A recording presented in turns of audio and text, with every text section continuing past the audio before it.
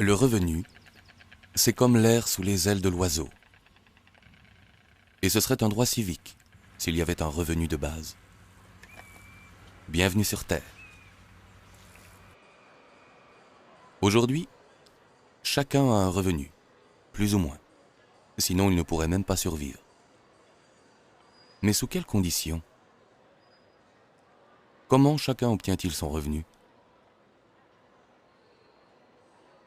4 Allemands sur 10 travaillent. Ce travail leur procure un revenu suffisant pour vivre. Presque 3 sur 10, en majorité les enfants et les jeunes, ont un revenu par leur famille. 2 sur 10 vivent de leur retraite ou de leur rente. Et moins d'1 sur 10 de l'assurance chômage ou de l'aide sociale. Tous les revenus sont le résultat de l'activité économique, mais 41% seulement sont le fruit d'un travail rémunéré. Tous les autres sont dits revenus de transfert, des revenus qui ne sont pas directement liés au travail. Alors pourquoi l'idée d'un revenu de base nous semble-t-elle si étrange? Ce qui semble étrange, c'est que le revenu de base est inconditionnel. Mais aujourd'hui, les conditions d'accès aux revenus sont-elles encore adaptées à notre temps? À moins de nous montrer tout à fait naïfs, il faut admettre qu'à l'avenir, le marché du travail ne pourra plus assurer l'intégration sociale de toute la population.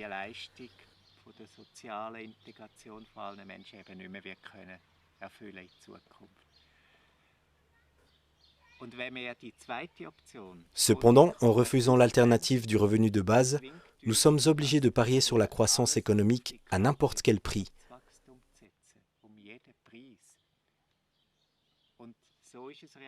C'est d'ailleurs ce qui se passe dans la politique aujourd'hui. De l'extrême droite à l'extrême gauche, l'ensemble du monde politique en appelle à grands cris à la croissance économique. Ainsi, nous persistons dans une approche quantitative des problèmes et nous perdons toute chance de développer de nouveaux modèles d'organisation sociale d'une qualité supérieure.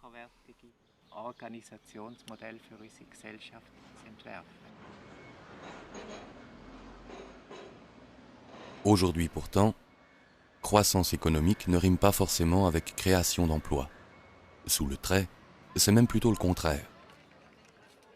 En revanche, il n'y a pas de croissance économique sans consommateurs avec un bon pouvoir d'achat. Autrement dit, il faut que les gens aient de l'argent en poche. Demandons à Klaus Wellershof, économiste en chef de l'une des plus grandes banques du monde, première en gestion de fortune, ce qu'il pense d'un revenu de base inconditionnel.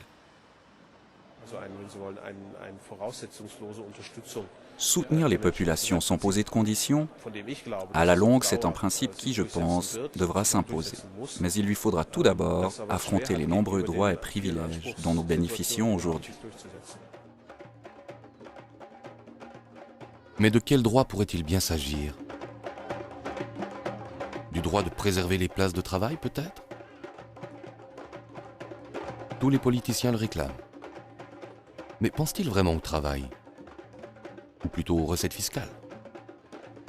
Ou bien s'agit-il de limiter le nombre de ceux qui vivent de l'aide sociale et pèsent sur le budget de l'État?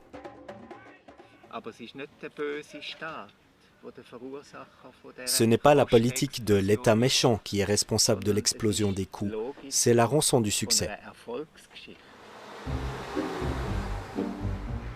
Le succès en question est celui de la rationalisation. Une rationalisation qui arrive jusqu'à notre porte.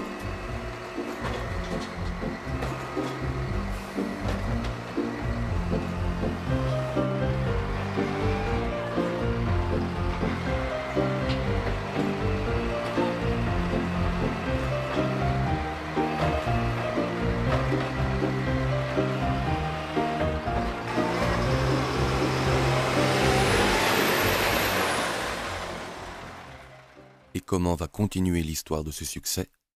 C'est justement le sens de cette question. Elle se pose si on réfléchit aux revenus de base. Il existe différents modèles de revenus de base. Tous ces modèles se rejoignent dans la définition du réseau allemand pour le revenu de base. Elle comprend 4 critères.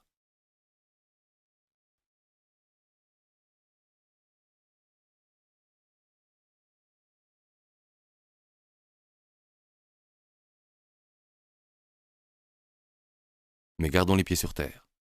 Le revenu de base ne signifie pas davantage d'argent pour chacun. Il ne vient pas d'en haut. Il ne s'ajoute pas. Il se développe à l'intérieur du revenu existant. Le revenu du travail diminue, mais le revenu total ne change pas. Ce qui change, c'est sa composition. Le revenu de base est un autre genre de revenu. Ce n'est pas un salaire minimum. Ce n'est pas le paiement de quelque chose.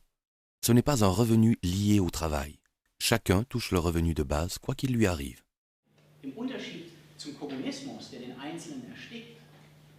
Contrairement au communisme qui étouffe la personne et au libéralisme de marché qui cherche à l'isoler, le revenu de base lie la sécurité à une liberté maximale, pour que l'individu puisse devenir maître de ses choix. Le montant de cette garantie doit suffire pour pouvoir réellement refuser une activité rémunérée. La possibilité de refuser est une condition essentielle pour pouvoir négocier librement et à égalité. Tous ceux qui sont à l'heure actuelle tributaires de l'aide sociale ne le seraient plus avec le revenu de base, car ils remplaceraient les prestations sociales de l'État, jusqu'à hauteur de son montant. Ce n'est que dans le cas où des prestations sociales plus élevées que le revenu de base seraient nécessaires que la différence serait conservée. Seuls ceux qui ont aujourd'hui moins que le revenu de base auraient davantage d'argent en poche. Il s'agit d'abord des enfants et des jeunes, autrement dit des familles, ou alors des personnes ayant une retraite insuffisante. Il s'agit des travailleurs pauvres ou des indépendants qui s'appauvrissent en travaillant.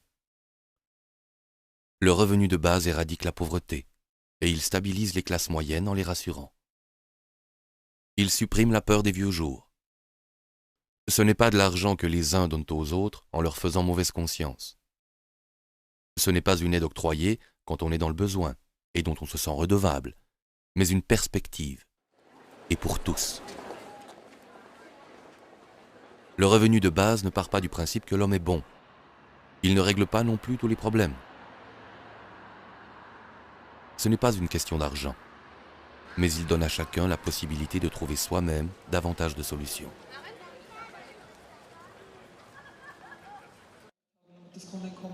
En Autriche, en Suisse et en Allemagne, le revenu de base est un enjeu que l'on discute sérieusement. Je crois que cela vient du fait que c'est le moment idéal. Il nous rend la dignité humaine. Et il n'est pas lié au bien-être social de la société. Il aurait un effet sur l'escalade des tensions sociales que nous connaissons aujourd'hui. Nombreux sont ceux qui ont un emploi, mais qui n'en veulent pas vraiment. On dit de cela, ces gens nous prennent nos emplois. Parce qu'en même temps, d'autres sont exclus alors qu'ils veulent travailler. Le jour où ce sera la décision de l'intéressé qui comptera, les choses vont bouger. Le plus intéressant dans ce système, c'est que je ne pourrai plus dire à la fin de ma vie que je n'ai pas pu faire ce que je voulais.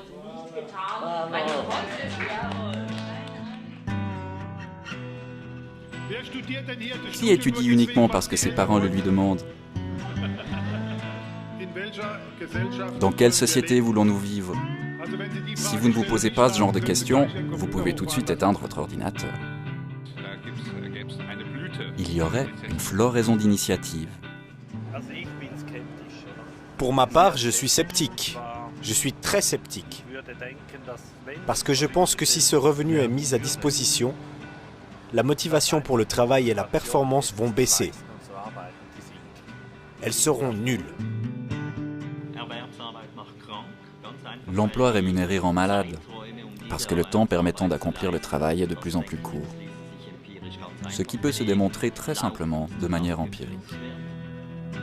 Au fond, le revenu de base pose les fondements d'une société plus libre. C'est le plus important. Il nous libère de la dépendance salariale et crée plus d'autonomie. La question va se poser tôt ou tard. Comment est-ce qu'on finance tout ça? Parce que l'argent doit bien venir de quelque part. Je peux effectuer les calculs économiques nécessaires et je vous dis, ça marche. Le grand défi du revenu de base, c'est que chacun doit réapprendre à vivre. C'est ça l'essentiel. Et là, nous en sommes tout au début. Pas pour le financement. Le financement est acquis. La difficulté, c'est la liberté.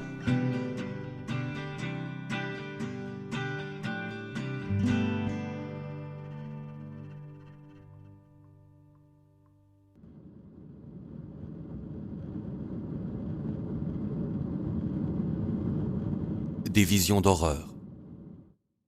Le début du XXIe siècle n'en manque pas. Les journaux en sont pleins, et nous aussi.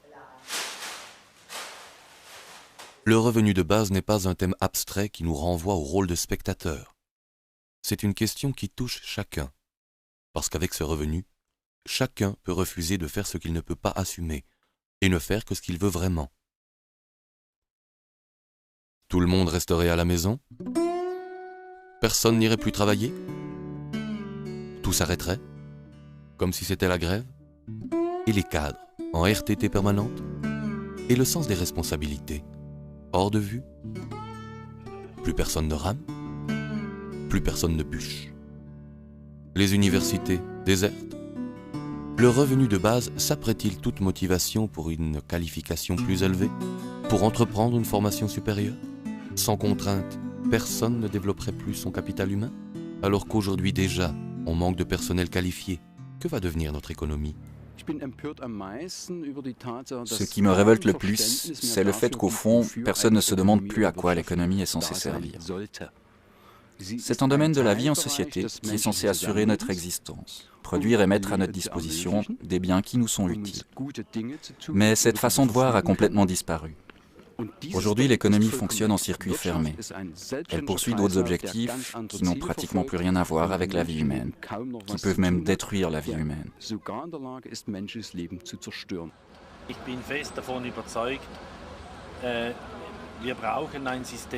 Malgré tout, j'en suis convaincu. Nous avons besoin d'un système qui récompense la performance, qui rémunère le travail bien fait.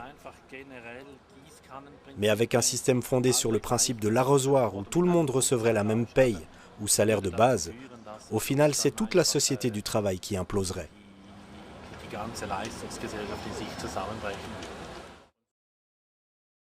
Pour l'année 2001, les prestations payées en Allemagne. 56 milliards d'heures de travail rémunérées. Les prestations non payées, 96 milliards d'heures de travail à la maison, pour les enfants ou encore dans le cadre d'une activité bénévole. Un revenu de base n'empêcherait pas du tout la rémunération du travail. La question qui risque de se poser, c'est plutôt de savoir, dans les entreprises, comment diriger des collaborateurs qui ne se laissent plus discipliner aussi facilement par le besoin d'argent. Idem en politique. Comment gouverner des citoyens rendus plus indépendants grâce à leur revenu de base? Et comment est-ce qu'on se gouverne soi-même? Est-ce que vraiment tout le monde serait en train de bronzer? Avec une montagne d'ordures dans les rues? Les parcs, laissés au bon soin des retraités? Le revenu de base est-il suffisant pour corrompre la société du travail? Pour saper l'esprit d'indépendance? Le plaisir de la réussite? Est-ce que ce n'est pas l'ennui si tout le monde a déjà un revenu? C'est bon pour les 68ards et autres hippies qui prétendent que l'homme est bon par nature?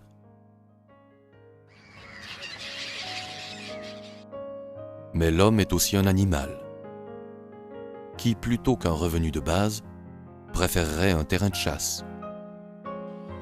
Attendons plutôt de voir ce que les nouveaux marchés vont nous rapporter. Dehors, devant la porte.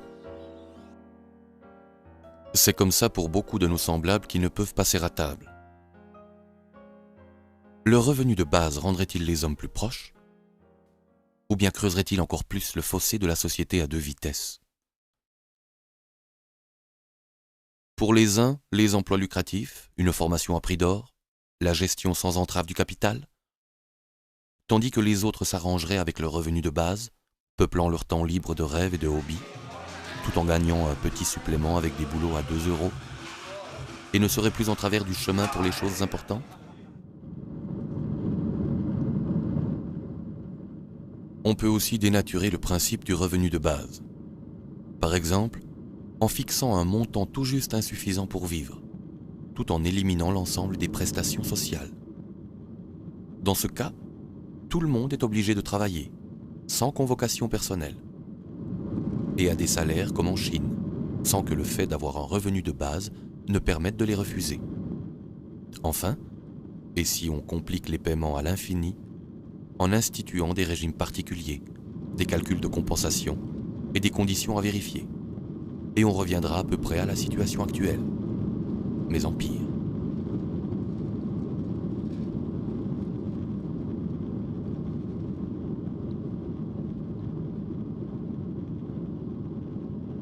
Qui ne veut pas travailler ne doit pas manger, a dit l'apôtre Paul en pensant à ceux qui n'apportaient rien à la communauté. S'ils sentent leur délivrance si proche qu'ils peuvent arrêter de travailler, disait-il, alors ils peuvent aussi arrêter de manger. Cet homme avait au moins le sens de l'humour. D'autres en manquent cruellement. Dans cette maison de redressement, on suspend les pensionnaires dans un panier au-dessus de la table et ils ne reçoivent rien parce qu'ils n'ont pas assez travaillé. Privation de nourriture. Toutes les règles deviennent abominables lorsque le bon sens les a quittées. Dans les débats sur le revenu de base, il s'agit tout d'abord de rompre avec les vieux schémas de pensée. Avec cette idéologie, par exemple, seul celui qui a ou qui cherche un emploi a le droit de manger.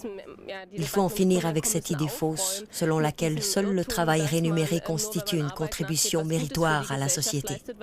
En réalité, c'est souvent exactement l'inverse. Qui ne veut pas travailler ne doit pas manger. Cette maxime, nous l'avons intériorisée. L'artiste Joseph Beuys en a écrit une nouvelle version. Car nous avons assez à manger et des biens en suffisance. La question qui se pose, c'est celle du travail. Le travail pour obtenir les matières premières et le travail de production sont en train de disparaître. Dieu merci. Le sens de l'économie, c'est de libérer l'homme du travail. Ce n'est pas écrit dans le journal. Se libérer. Mais pour aller où? Ce n'est pas écrit non plus dans les directives des chefs d'entreprise. Licencier des collaborateurs n'est facile pour personne. Mais c'est pourtant comme ça que ça se passe. Mais si on reconnaissait cet état de fait en le considérant même comme un devoir, un autre sens apparaîtrait. Se libérer du travail veut dire aussi se libérer pour le travail. Penser qu'au-delà de la grille, il n'y aurait que vacances et loisirs, c'est le point de vue de la dépendance. Il ne reste alors qu'un espoir, de nouvelles places de travail. De quelle nature sont donc les places de travail dans lesquelles on investit aujourd'hui?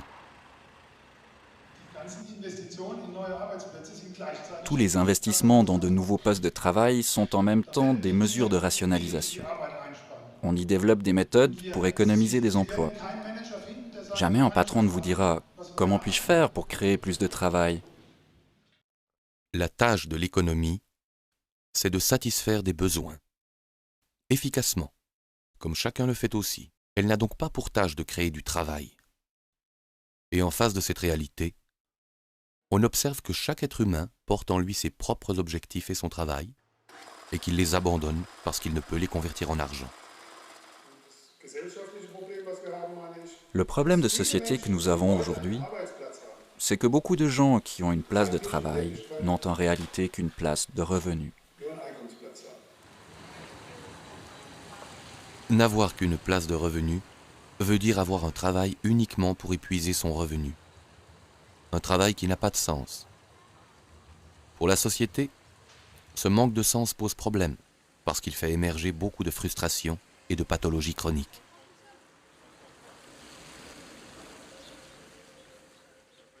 En Allemagne, 12% des salariés se sentent tout à fait à leur place.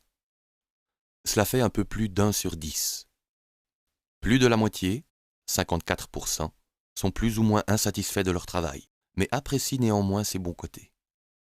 Enfin, 34% sont clairement mécontents de leur travail. Autrement dit, 1 sur 3. Ce qu'on appelle conflit du travail est en fait un conflit du revenu. Et dans les conditions du travail, on se bat contre la privation de travail. Car mon travail, c'est moi.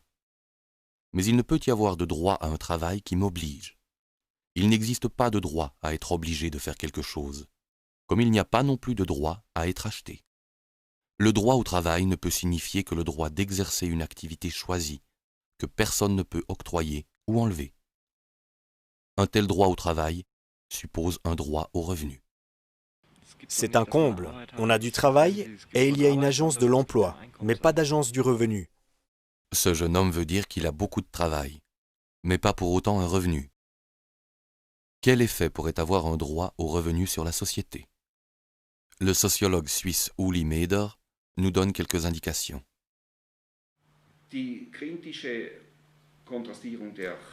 Face à l'orientation unilatérale et bornée de la société sur le travail rémunéré, il faut mettre l'accent sur la question du sens.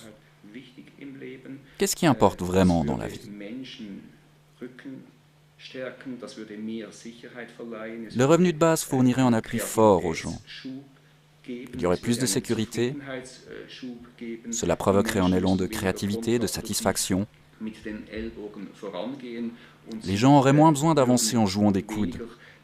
Ils seraient moins qu'aujourd'hui contraints d'obtenir des avantages pour eux-mêmes au détriment des autres. En créant des rapports de concurrence extrême, le système actuel casse les mécanismes de solidarité. C'est l'opinion d'un professeur de sociologie. Mais qu'en pense quelqu'un qui rentre du boulot et qui entend parler pour la première fois du revenu de base? Ça veut dire que tout le monde aurait le même salaire? Non, chacun gagnerait ce qu'il gagne, mais tous recevraient un socle fixe, qui est le revenu de base. Mais seulement s'ils travaillent? Non, quoi qu'ils fassent. Mais alors, on aura certainement un problème de motivation au travail.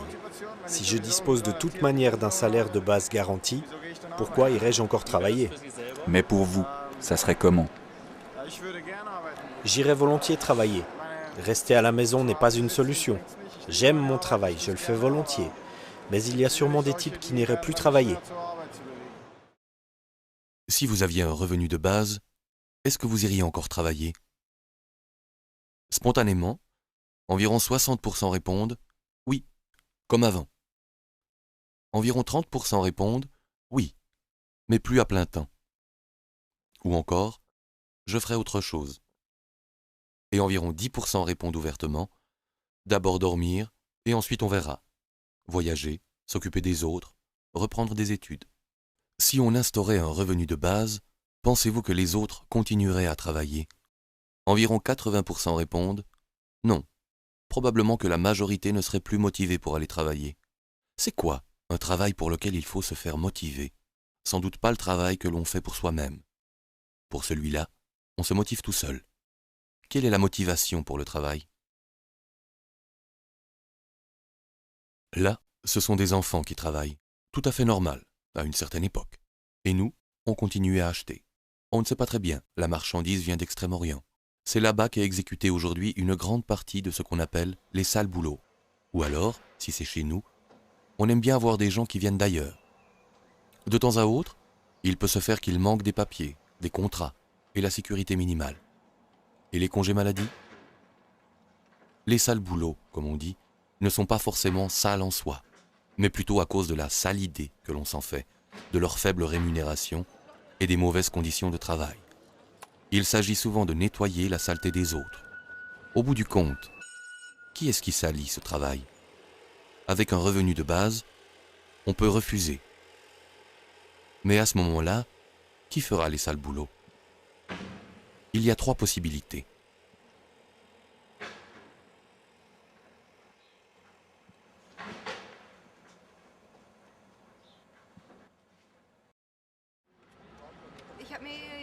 Je m'imagine une caissière de supermarché.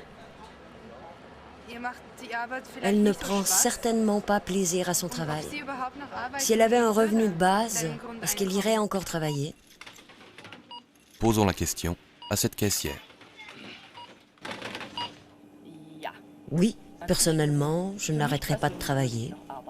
Parce que je ne peux pas imaginer que je reste à la maison sans rien faire, même si j'ai ce truc de base de 1 000 €. 1 000 €, c'est un chiffre comme ça. Ça pourrait être plus, ou moins. D'abord, honnêtement, ça ne me suffirait pas. C'est pourquoi on l'appelle revenu de base. Cela devrait suffire pour le minimum vital et une intégration dans la société. La plupart des gens voudront gagner plus, comme aujourd'hui. Mais revenons-en à la caisse. Pas vraiment un métier de rêve? Évidemment, on pense toujours au travail à la caisse. Mais on a affaire avec un tas de gens et tout dépend de comment on se sent soi-même. Personnellement, je suis quelqu'un de très ouvert. Je n'ai pas de problème et au fond, je me trouve très bien ici.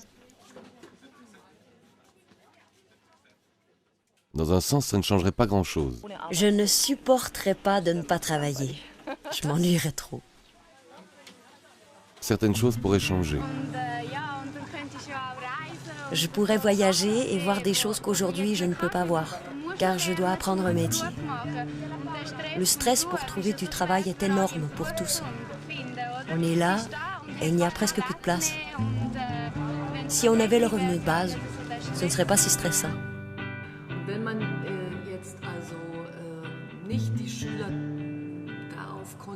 Et si on ne conditionnait pas les élèves pour qu'ils trouvent à tout prix la place qui leur convient dans la vie professionnelle? Une place qui n'existe plus pour tous depuis belle lurette. Je veux dire, cette situation mensongère dans laquelle nous nous trouvons aujourd'hui.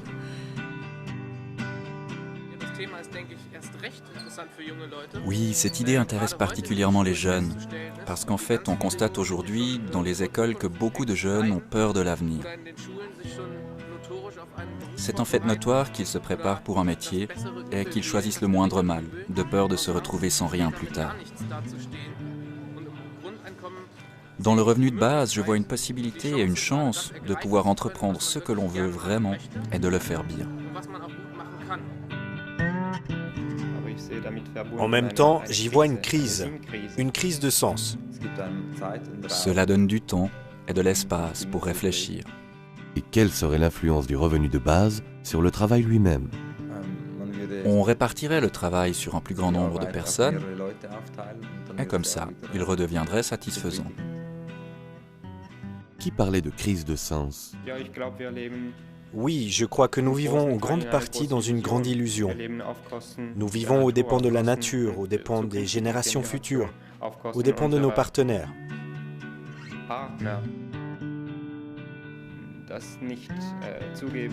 Nous ne voulons pas savoir que d'autres bossent pour nous.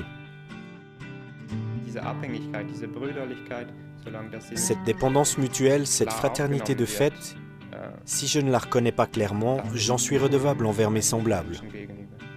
Voilà pour la fraternité. Qu'en est-il de l'égalité dans une démocratie? Pour moi, le revenu de base joue un rôle de démocratisation à des niveaux multiples.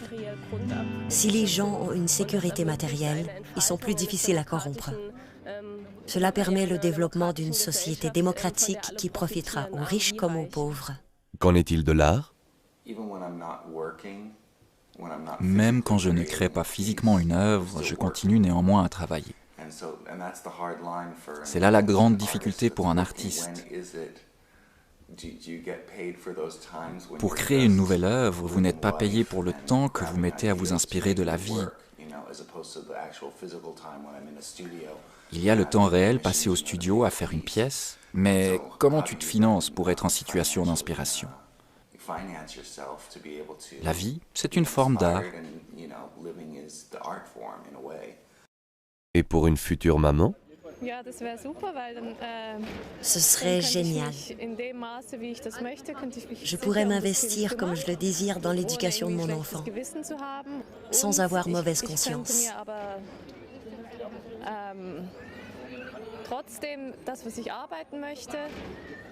Et je pourrais organiser mon travail comme bon me semble, pas selon les besoins du bureau de placement.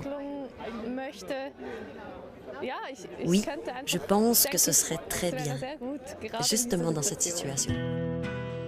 Et lorsque l'enfant atteint l'âge adulte, il peut quitter plus vite le foyer des parents avec son revenu de base. Mais peut-on devenir adulte quand on sait que son revenu est assuré quoi qu'on fasse?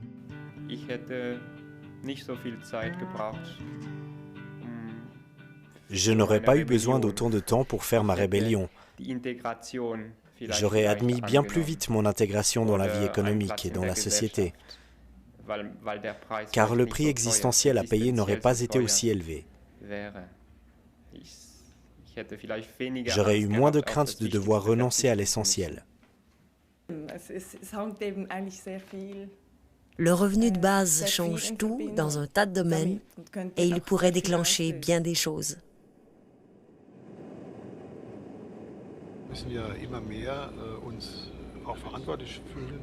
Nous devons de plus en plus nous sentir responsables de tout ce qui se passe sur notre planète.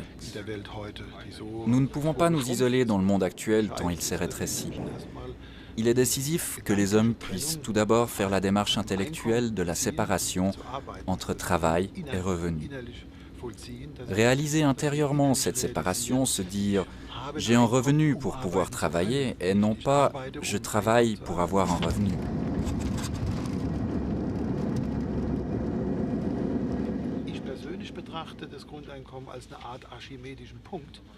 Personnellement, je considère le revenu de base comme une sorte de point d'appui d'Archimède, à la suite duquel se poseront des quantités de questions. Mais on n'arrivera pas à grand-chose si on s'attaque à trop de problèmes à la fois.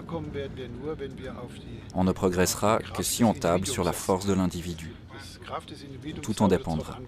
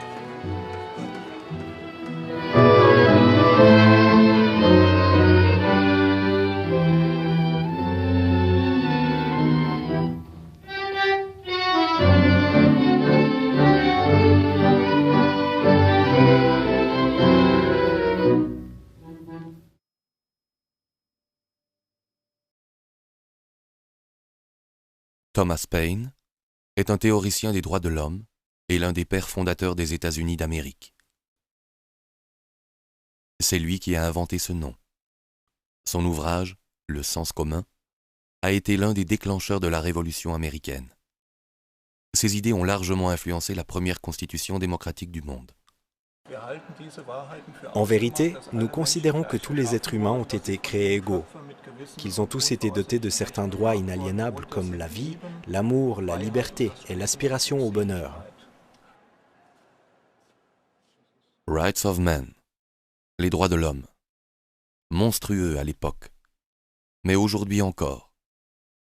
Les mêmes droits pour tous parce que nous sommes tous des êtres humains? Complètement idiot.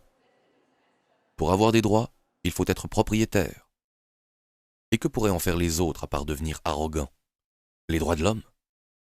Mais cela signifierait l'abolition de l'esclavage. Et qui fera le service et tous les sales boulots qu'on ne veut ni payer ni même reconnaître? Ces mêmes peurs surgissent encore aujourd'hui à l'idée du revenu de base.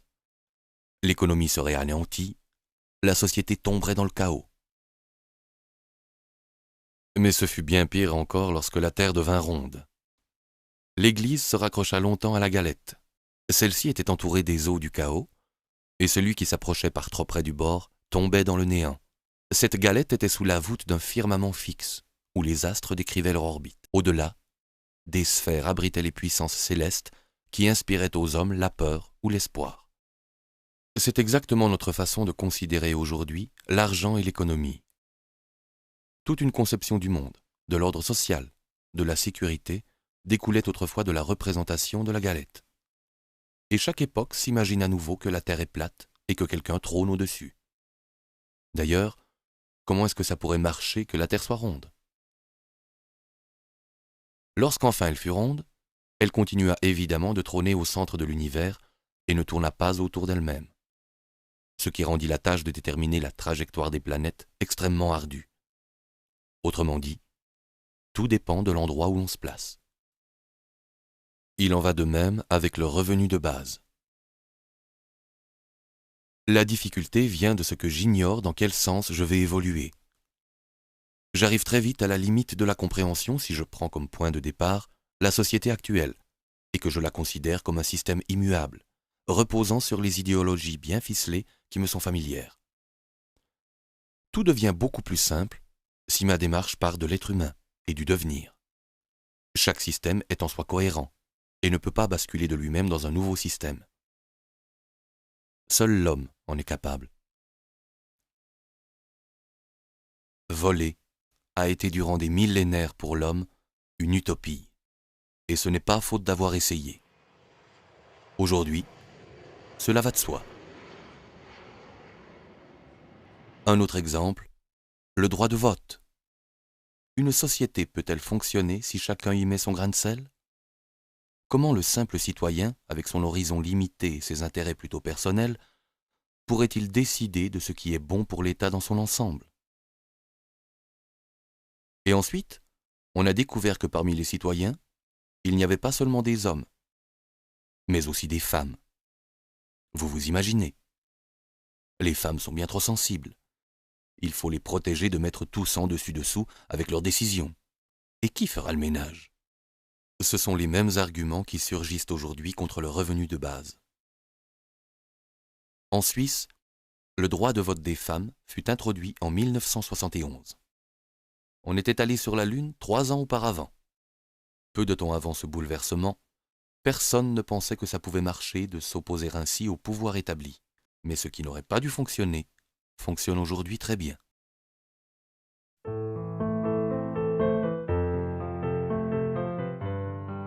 Le citoyen n'est plus dirigé par l'État. Désormais, c'est le contraire. Chaque individu est politiquement souverain et il donne un mandat à l'État lors d'élections libres et de votations populaires.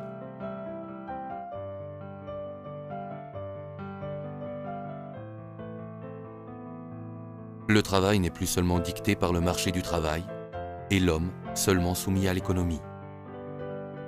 C'est le contraire. Chaque individu est économiquement souverain et il s'engage librement pour un travail, avec le revenu de base qui est un droit pour chacun.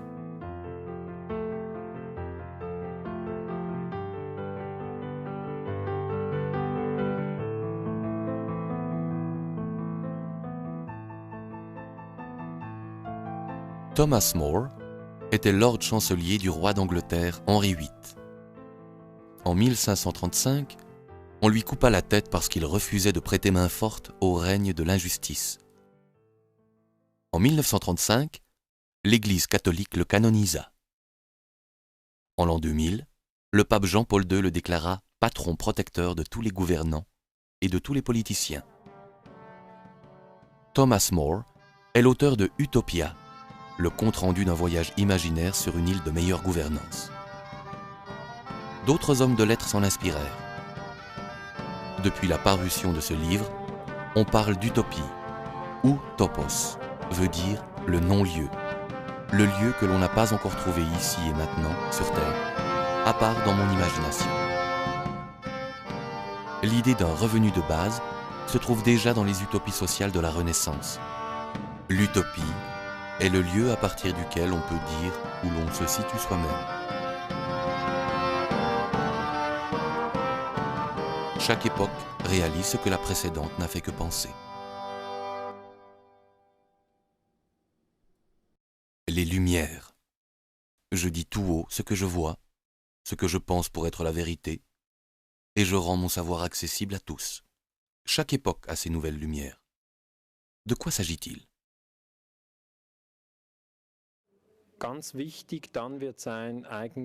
Il sera très important d'avoir la capacité de penser et d'examiner de manière autonome, car dans les phases de bouleversement, les modèles de pensée hérités des parents, des maîtres, des pasteurs ou des docteurs en tout genre, s'avèrent subitement faux ou limités.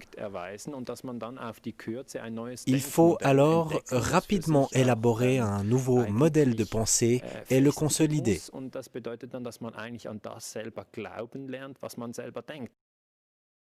Lorsque l'on veut gravir le Cervin, il faut penser à se lever tôt le matin, car il faut être au sommet à midi pour ne pas redescendre dans la nuit et le froid. Chaque Suisse le sait. En ce qui concerne la consommation de pétrole, nous sommes arrivés au sommet sans nous soucier de savoir comment on allait redescendre. Le peak of oil, la plus grande capacité d'exploitation de pétrole possible, sera bientôt atteint. Ensuite, la descente sera raide. Sur le plan du travail rémunéré, le plein emploi est également une phase provisoire. Un sommet. Le travail rémunéré a déjà dépassé son pic. En 1995, le futurologue Jeremy Rifkin prophétisait déjà les conséquences de la fin du plein emploi.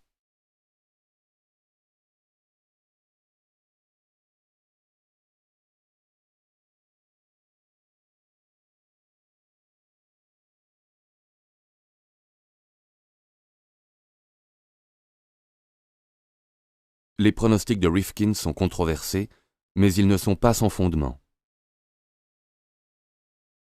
En 1982, la production d'acier aux USA se chiffrait à 75 millions de tonnes et occupait 300 000 travailleurs. En 2002, 100 millions de tonnes furent produites avec seulement un quart des effectifs, soit 74 000 travailleurs. En même temps sont apparues de nouvelles places de travail, quelques centaines peut-être, dans le consulting et les technologies hautement spécialisées. Ce n'est pas le privilège de la production industrielle classique. Le même processus s'observe dans bien des domaines appartenant au secteur des services. La banque online en est un exemple extrême qui illustre néanmoins toute une évolution. Pour le même nombre de clients, elle n'a besoin que du 10e de l'effectif d'une banque conventionnelle. Ce développement ne se limite pas aux pays industrialisés. Il se manifeste dans le monde entier. Partout, les effectifs diminuent, alors que la productivité augmente. Là où le travail ne devient pas culture du travail, tout devient monoculture. Ce qui vit est la limite de la rationalisation.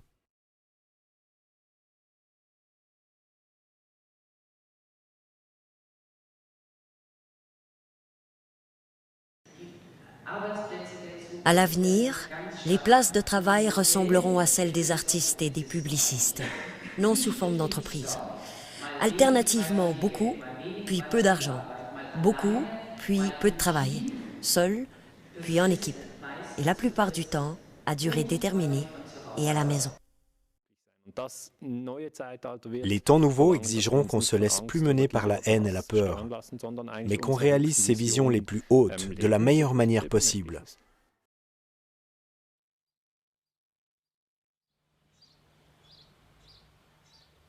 Il y a 100 ans, quelqu'un qui travaillait dans l'agriculture produisait assez pour 3 autres personnes. Aujourd'hui, un agriculteur produit assez pour 120 personnes. Pourquoi? On le voit ici. C'est comme ça. Et bientôt, il en sera ainsi presque partout.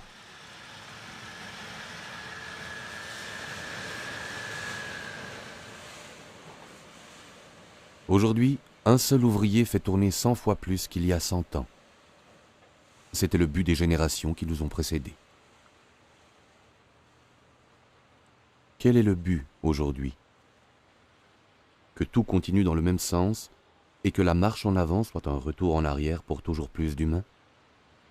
Un retour à la peur de nos ancêtres pour la survie, comme si nous n'avions pas besoin de nouvelles idées? Aujourd'hui, l'innovation technique semble aller de soi. Il en va cependant tout autrement de l'innovation sociale. Faut-il pour cela que la barque fasse naufrage?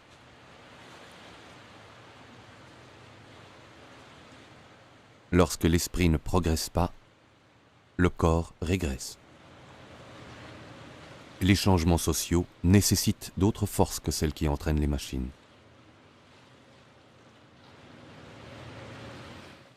Dans le sillage du progrès, le social tangue. Qu'en est-il de l'état social?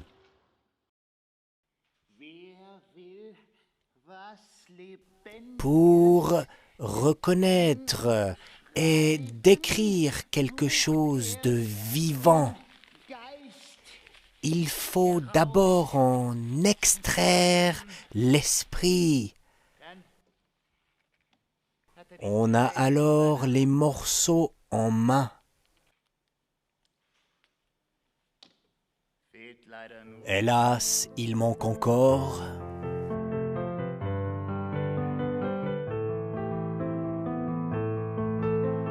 le lien spirituel. Je ne vous comprends pas très bien. Tous ces propos me rendent bête, comme si ça moulinait dans ma tête. C'est ce qui se passe lorsque tout devient plus simple, grâce à encore plus de formulaires et encore moins de collaborateurs. Si le contrôle et la méfiance étaient les moteurs qui font avancer une société, alors l'Allemagne de l'Ouest aurait absorbé l'Allemagne de l'Est. Que se passe-t-il avec la justice? Et pourquoi chaque doigt de ma main a-t-il une longueur différente? Une performance a-t-elle vraiment besoin d'une contre-performance? Le malentendu commence lorsqu'on croit aller au travail pour soi-même, parce qu'on en retire un revenu. Pourtant, tout le monde a un revenu, car tout le monde en a besoin. Chacun est redevable des prestations des autres. Si le revenu était seulement lié au travail, il faudrait donner les plus hauts revenus aux machines. En fait, les hommes qui cèdent leur travail aux machines ont tout de même besoin de revenus.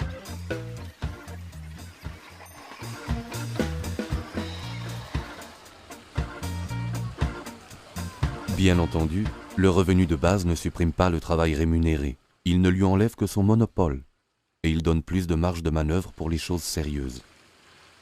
Et le sens ne se trouve pas seulement dans la fonction.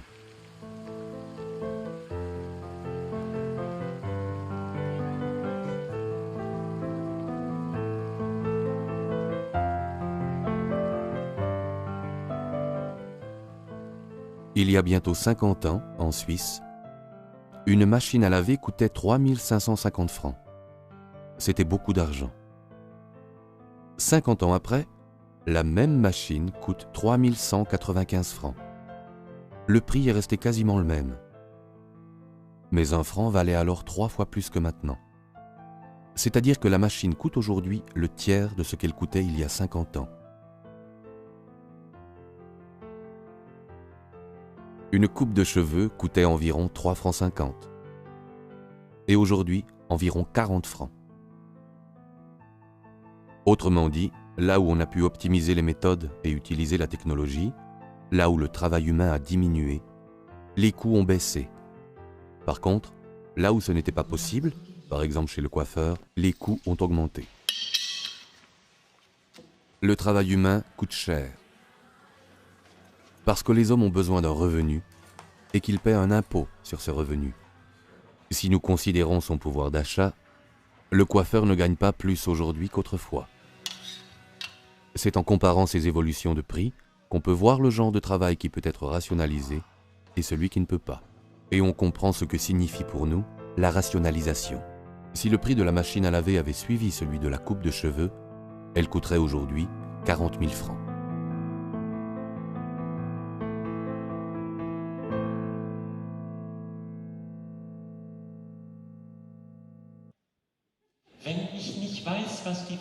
Si je ne connais pas toutes les charges dont la machine à laver m'a libéré, à part qu'elle lave mon linge, je ne peux pas savoir non plus si le revenu de base a le caractère d'une impulsion culturelle. Il y a 212 ans, dans son ouvrage Agrarian Justice, Thomas Paine réclamait déjà un revenu de base. Il argumentait ainsi: « Tous les hommes naissent égaux et la terre nourrit tout le monde. Lorsqu'un être humain vient au monde, il a droit à un morceau de terre pour se nourrir. Mais lorsque la terre est déjà entièrement partagée entre quelques-uns qui pensent qu'elle leur appartient, il faut créer une compensation. Cette compensation est un revenu de base pour ceux qui n'ont pas de terre et ne peuvent ainsi subvenir eux-mêmes à leurs besoins. »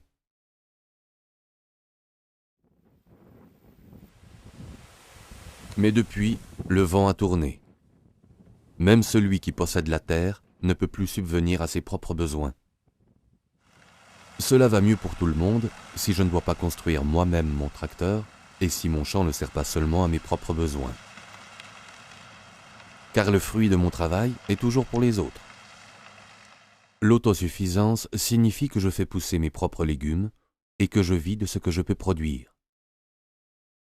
Ce qui, dans nos pays, ressemble à une production vivrière, n'en est pas une à proprement parler, mais plutôt un terrain d'expérience. Notre vie dépend de ce que les autres produisent. Tout mon travail est accompli pour les autres et tout ce dont j'ai besoin a été produit par d'autres. C'est avec l'argent que cette interaction fonctionne. La valeur produite par le travail se concrétise lorsque le fromage est payé par l'acheteur.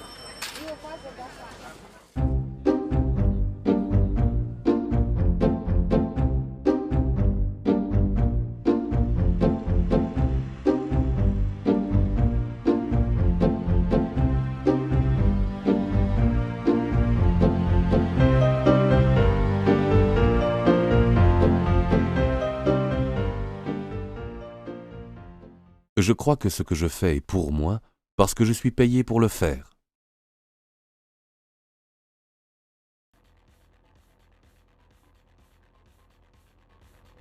En enfer, il y a un bon repas et de fort longues cuillères. Chacun en prend une.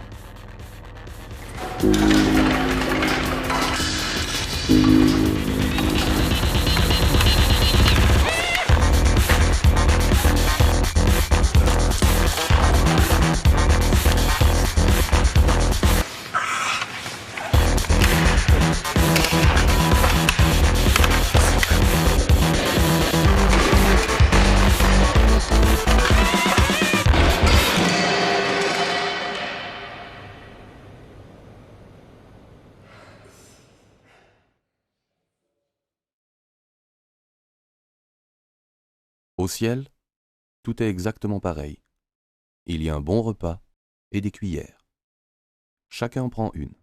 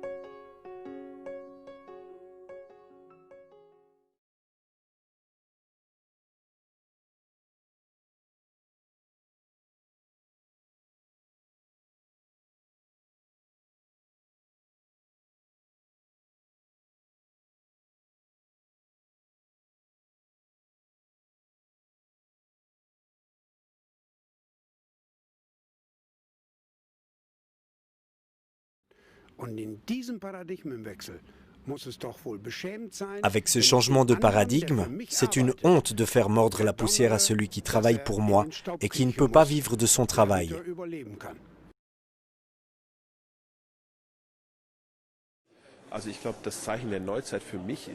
Pour moi, le signe des temps nouveaux, c'est l'individualisation absolue de la société.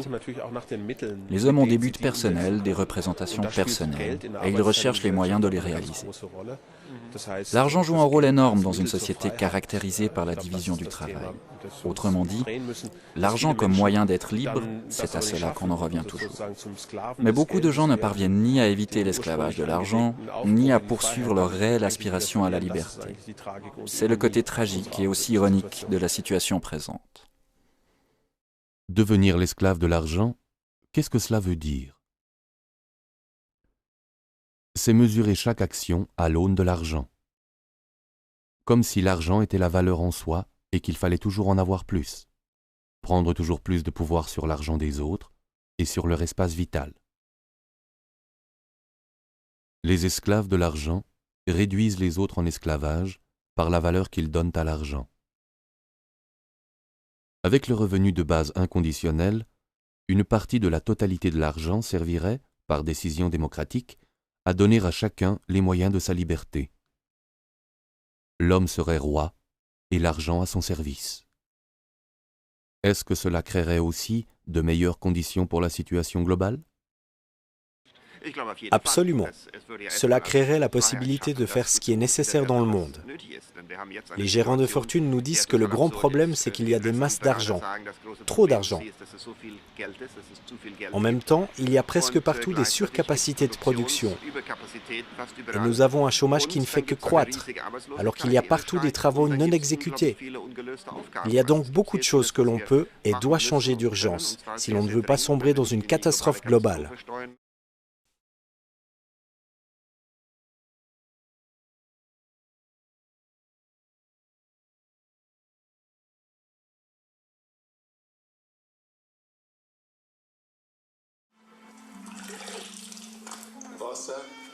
L'eau est un aliment. Comme tous les autres aliments, l'eau devrait avoir une valeur marchande.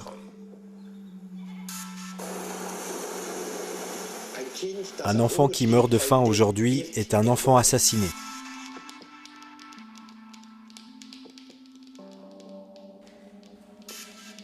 L'argent ne va pas là où on en a besoin. Il se barricade loin des réalités sociales et s'auto-reproduit. Devant la porte, c'est la pénurie. Les grosses sommes nouent entre elles des rapports incestueux. Ce qui sort de là n'a plus rien à voir avec l'amélioration des conditions de vie pour tous. En réalité, nous avons affaire à un système débridé qui est en train d'imploser. De quoi sera fait l'avenir? Les paris sont ouverts.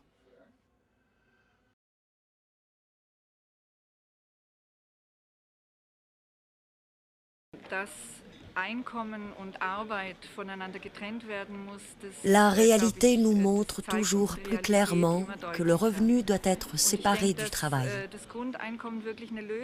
À mon avis, le revenu de base apporterait aussi une solution pour les chômeurs, car il y a une quantité incroyable de travail, mais il n'y a pas d'argent pour le payer. Le revenu de base serait une façon d'introduire l'argent là où il répond à un besoin de libérer les hommes, pour qu'ils puissent faire ce pourquoi ils sont doués. Découpler travail et revenu. Le revenu de base le fait jusqu'à hauteur de son montant. Comment organiser cela dans une société? Le cercle représente la création de valeur dans une économie nationale. Plus celle-ci est productive, plus le cercle grandit. Par création de valeur, on entend la somme de tous les biens et services produits et vendus dans le pays pendant une année. Cette création de valeur se compose d'une partie publique et d'une partie privée. La moitié environ de la valeur créée va à l'État par le canal des impôts et autres prélèvements obligatoires. De cette manière, nous payons nos écoles, notre police, nos prestations sociales, ainsi que tous les services assurés par l'État. Ce sont des prestations qui ne sont pas à la charge de l'individu, mais que nous voulons financer en commun, des prestations qui font l'objet d'un mandat démocratique. En Suisse, pour l'année 2005, cette quote-part de l'État représentait 36%. En Suède, 56%. En Autriche, exactement la moitié de la valeur créée dans le pays. En Allemagne, 47%. Qu'en serait-il avec le revenu de base? Pour tous les salaires versés par l'État, le revenu de base ne signifierait qu'une autre manière de verser l'argent. Car l'État obtient déjà l'argent par l'intermédiaire des impôts. Aujourd'hui aussi, c'est avec l'argent des impôts que l'État paie ses employés, les fonctionnaires et les ayants droit des prestations de transfert. Pour tous ces revenus, le paiement d'un revenu de base ne demanderait qu'un changement dans la comptabilité. Pour les revenus privés, l'argent pour le revenu de base n'est pas encore dans les caisses de l'État. Il faut d'abord qu'il arrive à l'État par voie fiscale, avant d'être distribué sous forme du revenu de base. La quote-part de l'État augmente alors sensiblement. Cela signifie-t-il encore plus d'État? Non, cela signifie moins d'État, moins d'inquisition, moins de mise sous tutelle, moins d'administration. L'État ne joue qu'un rôle d'intermédiaire, de fiduciaire et de garant du droit au revenu de base. Mais les impôts vont augmenter. De quel impôt pourrait-il s'agir? A priori, il semble plus simple de prendre l'argent chez ceux qui gagnent le plus. C'était déjà l'idée de Milton Friedman, économiste. Financer une sorte de revenu de base par l'impôt sur le revenu. Les ménages nécessiteux auraient reçu un impôt négatif sur le revenu. Après avoir été développé dans les années 60 et presque introduit aux États-Unis, son modèle domina les débats sur le financement d'un revenu de base jusque dans les années 90. Pour Milton Friedman, l'État social devait être svelte et libéral. 50 ans plus tard, on ferait donc reposer le revenu de base sur un avoir qui ne va qu'en diminuant, celui du travail rémunéré. C'est ce qui arrive aujourd'hui à l'État social. Toujours plus de chômeurs et toujours moins de masse salariale à imposer. L'augmentation de l'impôt sur le revenu augmente les charges sur le travail rémunéré. Le chat se mord la queue. Le non-sens de l'impôt sur le revenu, c'est qu'il frappe le travail et sape ainsi sa propre base.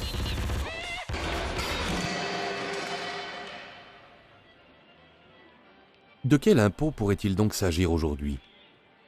Examinons la chose concrètement dans cette entreprise. Une cafétéria à Bâle, avec plus de 1000 clients par jour, 40 collaborateurs, 3,5 millions de francs de chiffre d'affaires annuel. Qu'en est-il des impôts ? Dans une entreprise, les impôts sont toujours des coûts que la vente doit couvrir, sans quoi il n'y aurait bientôt plus d'entreprise. En principe, il existe 3 types d'impôts. La TVA, qui est payée directement par le consommateur, les charges salariales et l'impôt sur le revenu. La TVA figure sur chaque quittance. Elle est visible. Elle ne représente pas de frais pour l'entreprise et n'apparaît pas dans son bilan. Qu'en est-il des charges salariales ? Là, je dois faire comme si l'employé et le patron payaient chacun leur part. Puisque c'est la loi, je ne peux pas l'éviter. Je dois faire figurer la part de l'employé sur sa fiche de paye ainsi que dans la comptabilité. Mais c'est l'entreprise qui verse les 2 parts au fisc. Et cette somme vient évidemment des clients. Avec leur salaire, les employés reçoivent l'argent pour payer leurs propres impôts. Charge à eux de le verser au fisc. Bien entendu, ces impôts sur le revenu du personnel sont également intégrés dans les prix de vente. Qu'est-ce que je paye alors pour mon café au lait ? Dans cet établissement, il coûte 5 francs 20. Un quart de ce prix sert à couvrir les frais d'infrastructure. Le bâtiment, l'énergie, le mobilier, la vaisselle. Un autre quart sert à payer les marchandises, le lait, le café, et pour celui qui veut, encore un peu de sucre. La plus grande partie du prix sert à payer les salaires, le service, mais aussi le nettoyage et la gestion. Ensuite se rajoute la TVA, seulement 7,6% en Suisse. C'est un impôt qui n'est payé qu'au moment où le client achète et que tout le travail de création de valeur est récompensé. Mais si le plateau échappe au serveur, c'en est fini de la création de valeur. Même si, depuis les pâturages jusqu'ici, le café au lait a demandé bien du travail. Un café au lait renversé n'est pas un café au lait, et la TVA ne sera pas payée non plus. La TVA se situe à la fin de la création de valeur et figure bien en évidence sur la quittance. Mais il y a aussi des impôts invisibles, inclus dans le prix, qui ont été prélevés durant le processus de création de valeur. Dans les salaires, ce sont les impôts sur le revenu, les charges salariales et les charges sociales. Dans le coût des marchandises, il y a également des impôts, car il y a là aussi des salaires, notamment ceux qui ont été payés par les producteurs de lait, de sucre, de café et qui ont été intégrés dans les prix.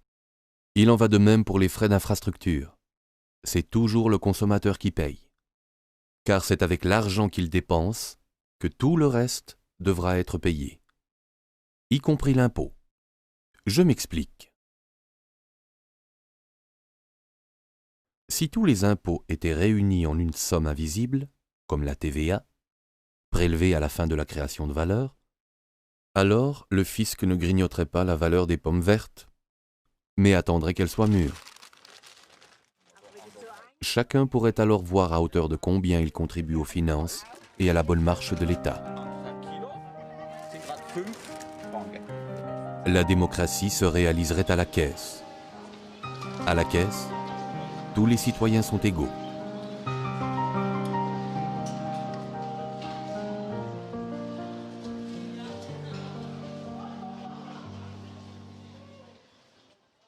Et le travail au noir? Il n'y aurait plus de travail au noir si l'impôt se réduisait à la TVA, car il n'y aurait plus d'impôt prélevé sur le travail. En revanche, les ventes au noir seraient une très grande tentation. Payer une coupe de cheveux seulement 20 francs versés en sous-main, cela ferait une très grande différence. Là où la vente se fait sans quittance, on pourrait échapper à la TVA. Mais s'il n'y avait plus que ce type d'impôt, les inspecteurs fiscaux seraient certainement très efficaces pour traquer les tricheries. En revanche, on aurait moins besoin de conseillers fiscaux. Une grande partie du travail bureaucratique diminuerait, tant dans les administrations publiques que privées. Dans un monde sans frontières, l'État n'a une chance de percevoir des impôts de manière durable que s'il trouve un type d'impôt qui ne peut pas lui échapper. Cet impôt qui ne peut pas lui échapper, c'est la taxe sur la valeur ajoutée. Elle est payée là où le consommateur dépense son argent. C'est pourquoi on peut aussi l'appeler impôt sur la consommation. Cet impôt n'est pas payé par celui qui apporte le café au lait, mais par celui qui le consomme. L'impôt sur le revenu, en revanche, fait comme si mon revenu était le produit de mon travail, parce que c'est ce que je ramène à la maison. Il est le revenu de l'économie de subsistance, mais il pose problème dans une économie de marché. Plus de retraités, plus de chômeurs. Aucun problème pour les finances publiques avec l'impôt sur la consommation. Car on consomme toujours et on produit en suffisance. Or, c'est là qu'apparaît le prochain problème posé par l'impôt sur le revenu, car il n'y a pas d'impôt sur le travail de la machine. Si deux produits de même prix demandent plus ou moins de travail humain, l'impôt sur le revenu n'est pas le même. Dans un cas, il y a beaucoup d'impôts à payer, et dans l'autre, il y en a peu. Dans un cas, il y a beaucoup d'impôts à payer, et dans l'autre, il y en a peu. Comme les machines ne touchent pas de salaire, leur travail est largement exempté d'impôts. Comme s'il s'agissait de travail au noir. À gauche, c'est l'exemple du coiffeur. À droite, celui de la machine à laver. Comme les impôts sont prélevés sur le travail humain, il y en a beaucoup dans le premier cas et peu dans le second. Par contre, si l'on considère la création de valeur de chaque produit sans les impôts et que l'on impose chaque produit au même taux de TVA jusqu'à obtenir le même montant total d'impôts, en vert, que le montant total d'avant, en rouge, le premier produit coûtera moins qu'avant et l'autre davantage. Le travail humain et le travail de la machine seraient imposés de la même manière, car l'impôt ne serait perçu que sur le résultat de la création de valeur. La machine ne déchargerait plus seulement l'être humain de son travail, mais également d'une partie de l'impôt. Enfin, si le prix de la coupe de cheveux ne diminuait pas, les recettes fiscales augmenteraient considérablement. L'impôt sur la consommation serait prélevé sur toutes les importations destinées à la vente. La production du pays serait imposée de la même manière. Cet impôt frappe tout ce qui est vendu dans le pays, car il profite à ceux qui vivent dans le pays. Inversement, l'impôt sur la consommation n'est pas un bien d'exportation. Le produit qui franchit la frontière n'emporte pas sa charge fiscale avec lui. Chaque État reste souverain en ce qui concerne l'ampleur et le financement de son budget. L'impôt sur la consommation est le seul impôt équitable à l'heure de la globalisation. C'est un impôt équitable pour un commerce équitable. C'est ici que fut inventé l'impôt sur la vente. Voici la terrasse de Brühl, sur les berges de l'Elbe, à Dresde. Le comte Heinrich von Brühl a eu l'idée d'un prélèvement sur chaque vente dans le pays. 2 siècles plus tard, on introduisit en République fédérale d'Allemagne une taxe semblable, mais calculée autrement, la taxe sur la valeur ajoutée. Elle donne plus d'espace à la division du travail et reste neutre quant à la concurrence. En Allemagne, avec un taux de 19%, elle fournit la plus grande part des recettes fiscales. En Suède, son taux est de 25%. La TVA est une exigence pour l'entrée dans l'Union européenne. C'est l'impôt de l'avenir, c'est l'impôt de l'économie de marché. Le docteur Hardorp est une personnalité qui œuvra à l'introduction de la TVA en Allemagne. Il l'appelle impôt sur les dépenses ou impôt sur la consommation et pense que ce devrait être le seul et unique impôt.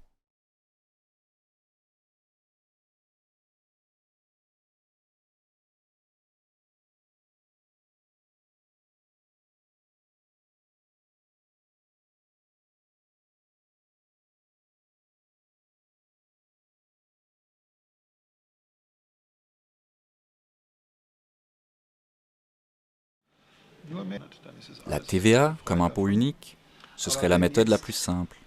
Elle dispense de toutes les déclarations d'impôts. Mais si la TVA reste le seul impôt, qu'en sera-t-il du plancher de taxation? Car le plancher de taxation est la composante sociale du calcul de l'impôt. Avec la TVA, le taux d'imposition est le même pour les pauvres et les riches. Qu'allons-nous faire de la composante sociale? Alors, on fait comme ça. On restitue la TVA aux gens pour un montant correspondant à leurs besoins de base. Cette restitution, c'est le revenu de base. La boucle est bouclée. Ainsi, nous en sommes revenus au revenu de base. Non pas à partir de la question du financement, mais en nous demandant comment faire de la TVA un impôt social. En tant que plancher de taxation, le revenu de base apparaît dès lors comme une suite logique de la TVA. En même temps, son inconditionnalité devient une évidence.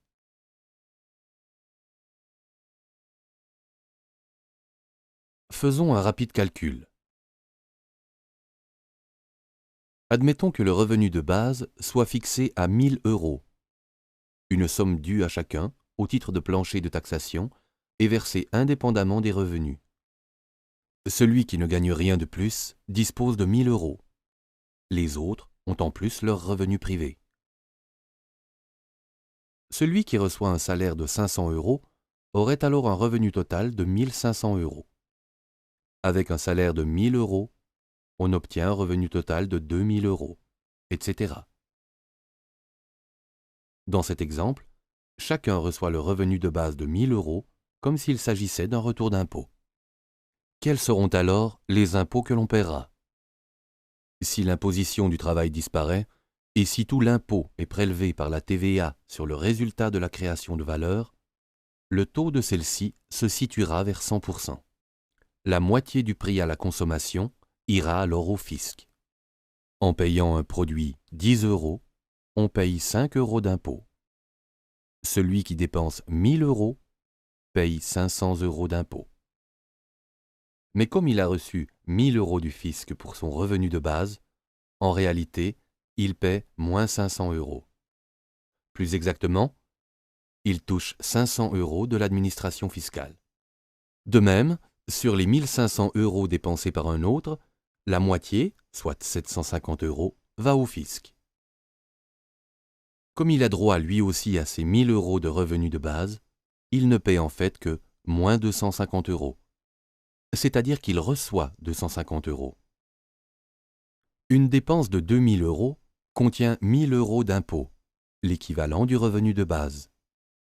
Ce consommateur n'a donc rien payé ni reçu du fisc. En réalité, ce n'est qu'à partir d'une dépense supérieure au double du revenu de base que le consommateur est imposé. Ainsi, une consommation de 3 000 € contiendra 500 € d'impôt, etc. Autrement dit, si on tient compte du revenu de base, le plancher de taxation réel se situe à 2 000 € de revenus consommés. À partir de ce niveau, le taux d'imposition de ce revenu est progressif. Pour 3 000 € de consommation, ce taux est de 17%. Pour 5 000 €, il monte à 30%. Pour des revenus consommés plus élevés, le taux peut aller jusqu'à 50%. Du côté négatif, dépenses en dessous de 2 000 €, la progression est analogue. Avec le revenu de base, la progressivité sociale du taux d'imposition de la TVA serait assurée, et surtout efficace.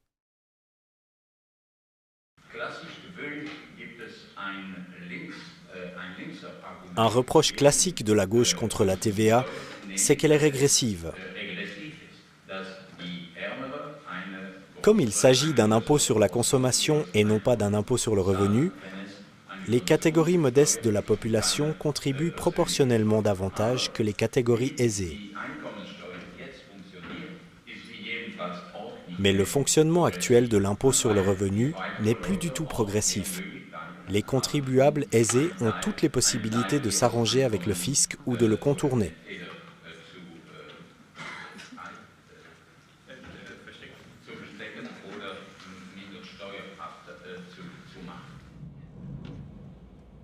Celui qui en a les moyens peut trouver comment minimiser ses revenus pour qu'on ne mette pas la main dessus.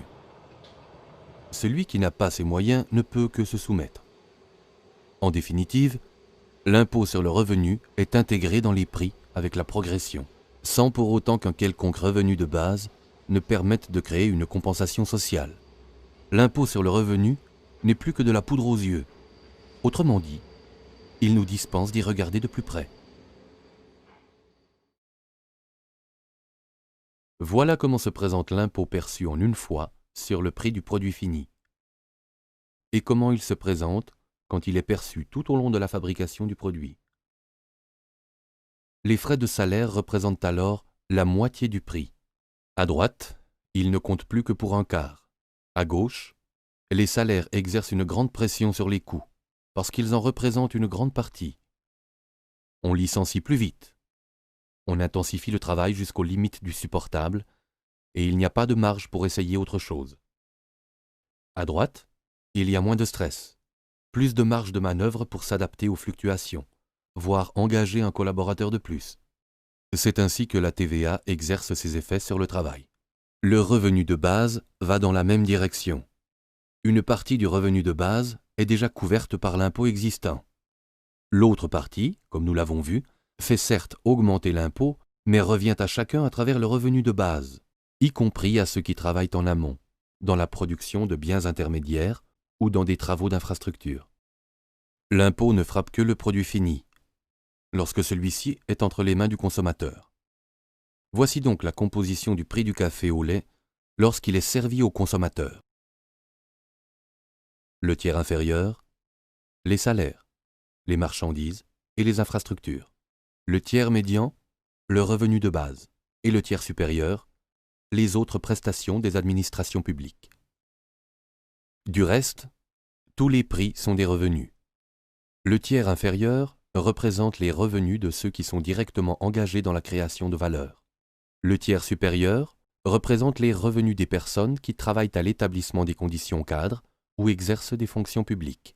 Le tiers médian est le prix du revenu de base pour tous.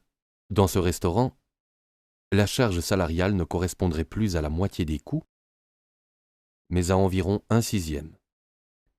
Les collaborateurs et collaboratrices disposeraient néanmoins d'un revenu égal, à gauche après déduction des impôts, et à droite en comptant le revenu de base.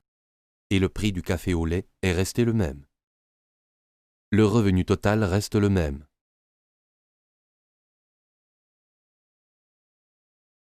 Car le revenu de base remplace une partie du revenu du travail. Voilà le principe. En pratique, le revenu de base crée une nouvelle force dans la négociation du salaire. Si le travail ne me procure qu'un peu de pouvoir d'achat supplémentaire, peut-être que je préférerais rester à la maison, m'occuper des enfants, qui d'ailleurs ont aussi un revenu de base, ou bien je me laisserai séduire par mon hamac, pas au bureau, mais chez moi. Enfin, n'importe quoi. Avec le revenu de base, celui qui démissionne en son fort intérieur peut aussi l'affirmer haut et fort. Il peut alors développer quelque chose de personnel, seul ou avec d'autres. Plutôt être convaincu par des projets que par un revenu. Car tout le monde va au travail en ayant déjà un revenu. On peut dès lors entreprendre quelque chose de nouveau. On peut demander à d'autres s'ils veulent participer, car ils ont également un revenu de base. Mais peut-être que je ne désire rien d'autre que de continuer mon travail. Le revenu de base introduit alors l'égalité dans la négociation du salaire. Il donne plus de poids à ma propre conception du travail et permet une réelle collaboration. Et peut-être qu'il faudra que l'employeur me paie un peu plus. Il s'ensuivra pas mal de changements dans la culture d'entreprise. Quel est le montant des revenus du travail? Cela fera l'objet d'une nouvelle négociation.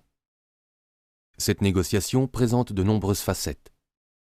Si dans une famille, seul l'un des partenaires ramène un salaire, les enfants ne rapportant que des allocations, alors l'autre partenaire a un revenu par son conjoint. Et les enfants aussi. Le revenu de base, à hauteur de son montant, casse la relation entre revenu et appartenance à l'entreprise ou à la famille. Ainsi, la démocratie parvient dans sa totalité jusqu'à l'individu. Le revenu de base est un facteur d'émancipation. Plus d'égalité dans la famille et plus de chances sur le marché du travail. Willy et Hans sont des collègues dans la même entreprise. Ils ont le même travail et le même salaire. Nous sommes en Suisse et avec 10 000 francs, on peut vivre bien. Encore cela dépend-il du nombre de personnes qui doivent en vivre. Hans a une famille, une femme et 2 enfants. En admettant qu'en Suisse, le revenu de base se monte à 2 500 francs et que les enfants en touchent la moitié, la famille toucherait le revenu de base de Hans, de sa femme et des enfants, soit un total de 7 500 francs. Auparavant, Hans devait gagner 10 000 francs, et maintenant il peut aller travailler pour un salaire de 2 500 francs. Le revenu de la famille reste le même. Willy vit seul. Ah oui, il a un chien, mais les chiens ne touchent pas de revenu de base. Avec son revenu de base, il a le même revenu total s'il travaille encore pour 7 500 francs. Conclusion. Maintenant, Hans est clairement avantagé sur le marché du travail. Car ayant une famille, il a un revenu de base important et bénéficie ainsi d'un pouvoir de négociation plus fort, sans que sa famille n'ait à en faire les frais. Comment va se passer la négociation des salaires? Il est illusoire de croire que des rémunérations complètement différentes puissent être versées pour un même travail. Il ne sera pas possible que le montant du salaire s'oriente exclusivement vers celui de Willy ou vers celui de Hans. Quelque chose de nouveau va en résulter. Le niveau de salaire se situera quelque part entre les deux, c'est-à-dire vers 5 000 francs. Même entreprise, même travail, même salaire. 5 000 francs pour Willy comme pour Hans. Mais Hans, avec sa famille, reçoit alors davantage qu'aujourd'hui, et Willy, malgré tout, un peu moins.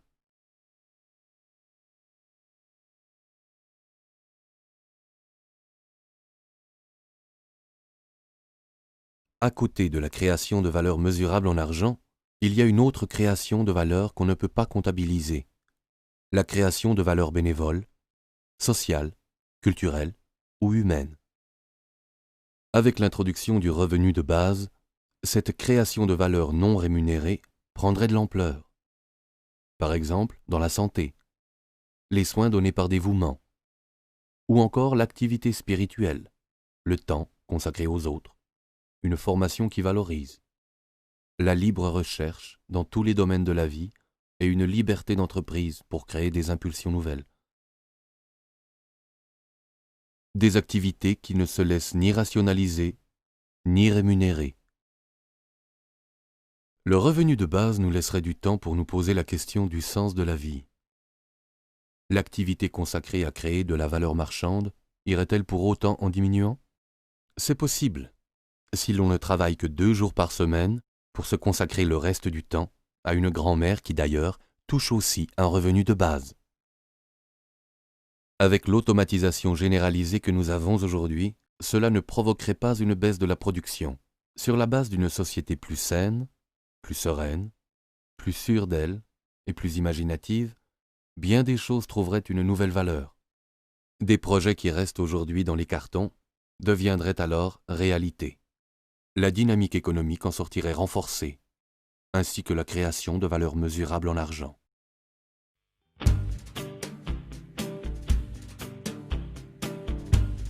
De quoi avons-nous le plus besoin aujourd'hui? De confiance. Et de quoi souffrez-vous le plus? Du froid. Le revenu de base, c'est fantaisiste ou raisonnable? Je pense que c'est rationnel et économique. Pourquoi alors n'avons-nous pas encore de revenu de base?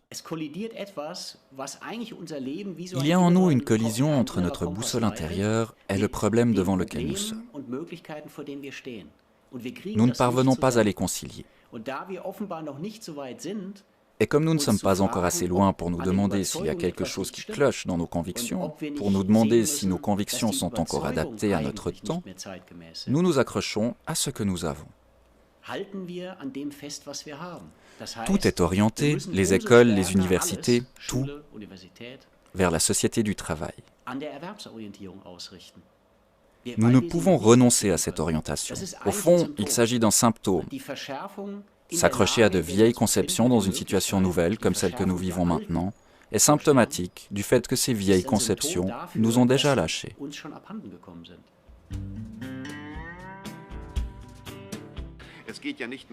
Il ne s'agit pas de continuer à faire fonctionner le système actuel, mais d'envisager des alternatives, des systèmes concrets, visibles.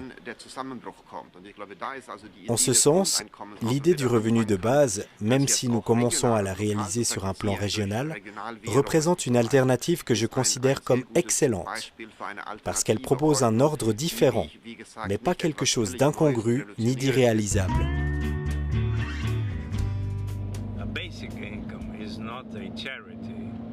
Un revenu de base n'est pas une aumône, ce n'est pas une assistance. Comme vous le dites, c'est un droit civil. C'est le droit de chaque personne à profiter du bien-être de la nation. C'est le mérite du sénateur Suplicy d'avoir obtenu que le droit au revenu de base soit introduit dans la loi brésilienne, comme perspective pour l'avenir. Dans quel pays peut-on envisager réellement l'introduction d'un revenu de base? Je pense que c'est possible partout, même en Égypte, mais il faut l'aborder chaque fois autrement. On ne peut pas comparer le revenu de base égyptien avec les modèles que l'on peut développer en Europe, mais je crois qu'il est important malgré tout de l'adapter aux conditions régnant en Égypte. Quel serait l'effet d'un revenu de base sur les Égyptiens? Il aurait un effet libérateur, car les gens sont à lutter pour leur survie. Ils sortiraient de cette misère existentielle et envisageraient l'avenir tout différemment. Pour le moment, c'est de la survie pure. Monsieur Suplicy, pourquoi vous engagez-vous ainsi pour le revenu de base? Parce que je veux trouver la vérité. Alors, je veux trouver le moyen d'éradiquer la misère, de construire une société équitable, d'améliorer la distribution des revenus, d'établir la justice.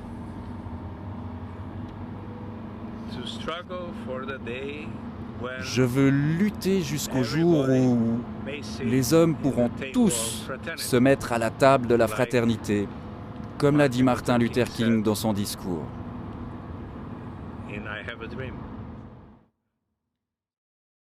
I have a dream. I have a dream today.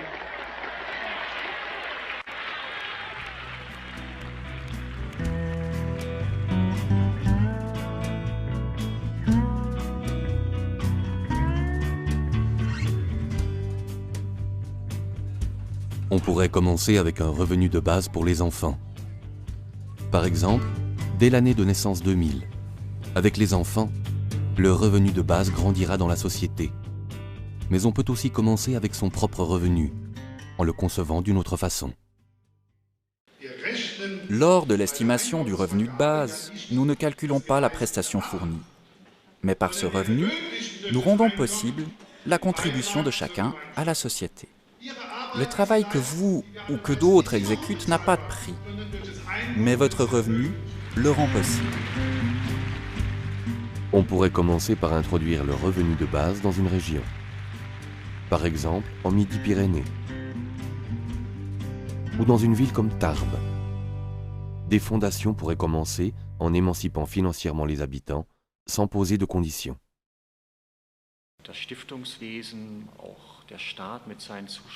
Les fondations, de même que l'État et ses subventions, sont là pour financer une vie culturelle autonome et des œuvres sociales. Mais l'individu, entrepreneur social ou culturel, n'est guère au centre des préoccupations. Ce sont des projets, des demandes de financement qui doivent obéir à des structures, à des critères. L'individu comme tel n'est pas pris au sérieux. C'est précisément ce que ferait le revenu de base. Prendre l'individu au sérieux. Le plus souvent, on rétorque que précisément, on ne peut pas faire confiance à l'individu, qu'en général, il ne connaît pas son propre potentiel et ne fait rien de son propre chef. Quelle est l'expérience de la directrice du Centre de promotion de l'existence pour les chômeurs à Francfort?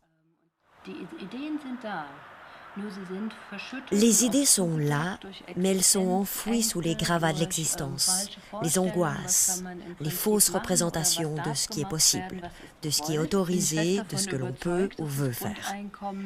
Je suis certaine que le revenu de base aiderait à débloquer les potentiels. Il y aurait d'ailleurs des retours pour l'économie et pour la société. Quel serait le montant du retour sur l'investissement que représente le revenu de base? Je pense qu'il serait très important. Mais alors il faudrait qu'on commence avec cet investissement. Mais l'investissement profite à tout le monde, même à ceux que je n'aime pas. Je trouve même que c'est très important. Toute ma vie, je me suis donné de la peine pour me discipliner, pour être performant, être capable d'une activité plus ou moins dotée de sens. Et les voilà donc qui se ramènent, ces jeunes gens qui n'ont aucune discipline. Et c'est à ceux-là qu'on devrait donner de l'argent. Mais c'est un scandale. À mon sens, c'est ce sentiment qui se cache derrière le refus du revenu de base. Mais comme ce n'est tout de même pas très chic de mettre cet argument en avant, on dit « Mais comment allons-nous le financer ?»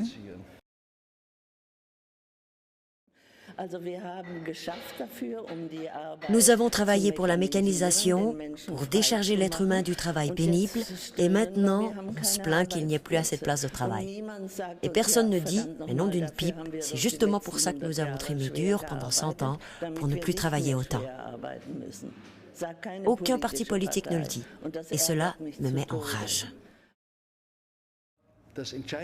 L'argument décisif est en fait une vengeance personnelle. Il ne faut pas que ce soit mieux pour les autres que ça ne l'a été pour moi. Et cet esprit de vengeance est torpillé par le revenu de base. Mais alors, si je peux me débarrasser de cet état d'esprit, je ne fais pas seulement quelque chose pour le revenu de base, mais aussi pour ma propre santé et pour mes facultés d'être social.